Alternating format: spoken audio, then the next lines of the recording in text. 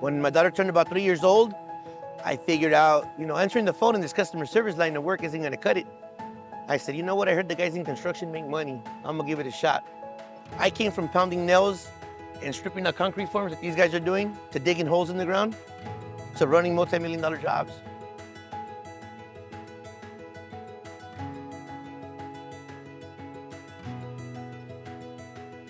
When I got off the bus, I felt really welcome because everybody was cheering for us. They made this event sound like really, really fun. When I got here, I was pleasantly surprised. It looked like a party. When we got off the bus, everybody was like lined up and they were like, yeah, you guys, what is going on? I was mainly just expecting the main parts of construction, measuring, hammering something.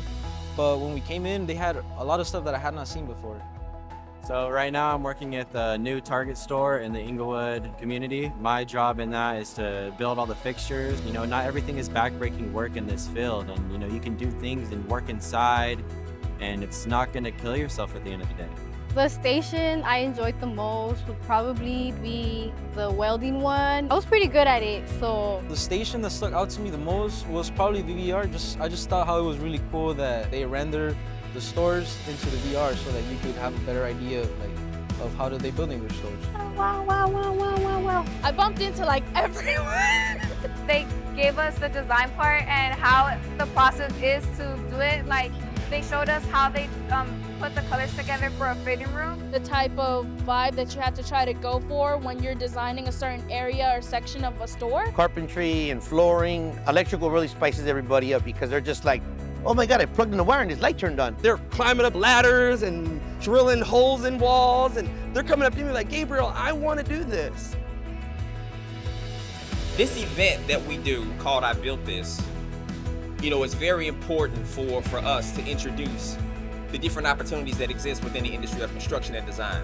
You can communicate a lot of things, you can talk about what you want to do, but until you are able to meet people where they are and allow a vision to be tangible and to show somebody actionable steps about how you make a move based on where you are, then sometimes you can miss people with a lot of vision casting. The construction industry in general is in need of a continued workforce. It starts so much prior to the actual events. Which schools can we go to now start talking to those schools about what's happening, what it is we're doing about the store. A lot of these kids, they grew up in the area, they're familiar with the area. Demographic areas around here are not in the best shape. So they pretty much just take what they're given, just like a lot of us did.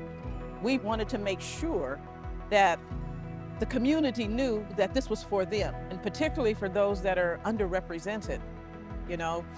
We need as many choices as possible. I had no idea there were so many different opportunities in construction. The experience they would get here is something that they'll take on and maybe even spark their interest into construction, because that's what it did for me. Yeah, you do make a good amount of money. Starting off, what I started out at was $19.50 an hour. By the time I am 30 years old, I want to be a general contractor and be running my own jobs. A lot of people are like, construction, no, it's too much work. But there's so many, it's like a really big field, so there's a lot of opportunities for us to choose from. I built this. This is great for them because it's helping them, show them a pathway. And that's what I think is what's most important. It's something you physically see, and once you get hands on it, and you start working with it every day, you start picking up the trade. The carpenter goes first, and the electrician comes behind him, and then the low voltage guy comes behind him, then the plumber comes behind him. This is a never-ending trade. There's always gonna be development, there's always gonna be construction, and robots can't do what these guys know how to do.